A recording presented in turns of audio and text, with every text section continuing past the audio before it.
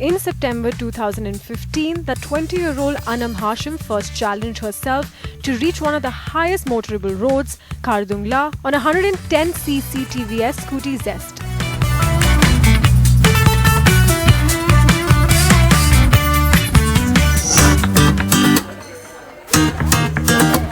This year, in a second edition of that run, Himalayan High saw 10 more women being shortlisted from across the country. They were then trained to join ANAM for the ride of their lives.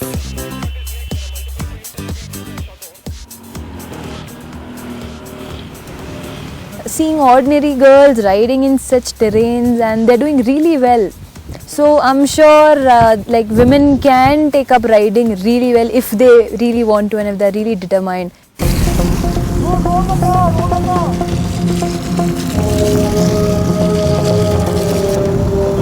The ride kicked off from Mandi in Himachal Pradesh and would cover a 700-kilometer journey via Manali, Jispa, Sarchu, Pang, Leh and Nubra before heading back to Leh.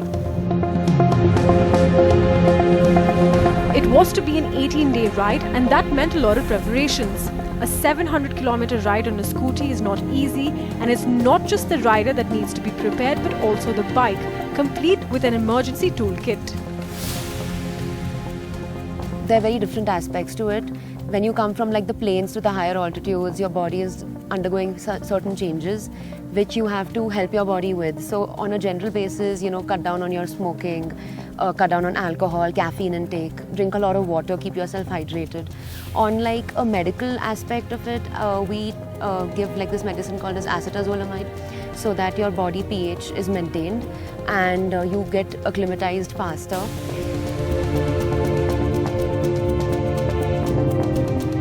The ride from Mandi to Leh had its own advantages, yet gave us the most gorgeous views.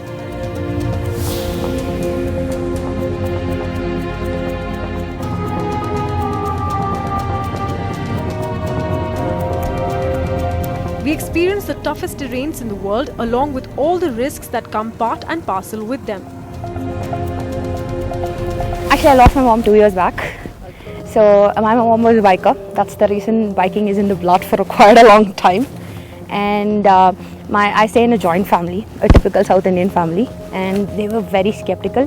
In fact, I didn't even tell them I had applied for this thing. And then when I got through the first round, I said, okay, let's still go to the second round, maybe I won't get selected.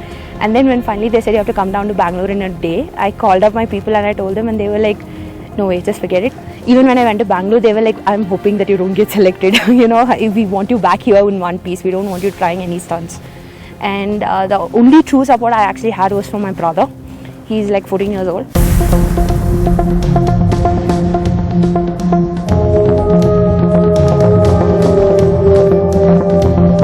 The convoy reached Leh, but the tough bit to reach Khardungla is what took some doing. The forecast had called in bad weather, but the morning was bright and sunny, perfect for riding. Initially, even the road seemed perfect, the view mesmerizing, and all the riders had high spirits.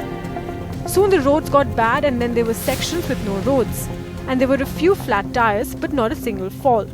The tires were mended and the journey went on. The fluttering flags on the horizon beckoned, and soon the scooters had reached Khardungla, all in one piece and without a hitch. They'd scaled 18,380 feet, and the feat had been recognized by the India Book of Records. The ride then concluded in Disket Valley, Nubra, and the 11 women riders made their mark by inspiring each other. So dreams do come true after all and should not be left unpursued.